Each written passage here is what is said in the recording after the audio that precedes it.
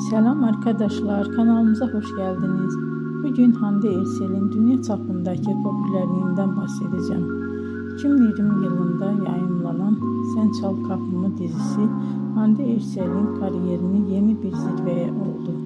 Dizide Eda Yıldız karakterini canlandırdı ve bu rol milyonlarca izleyici tarafından sevildi.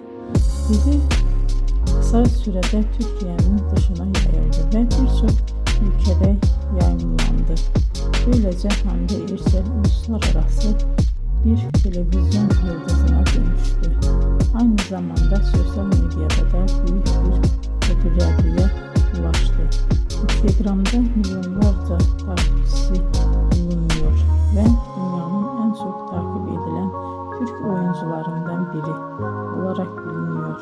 Bugün Hande Erçel yalnızca dizilerde değil, moda ve reklam dünyasında da sık sık karşımıza çıkıyor.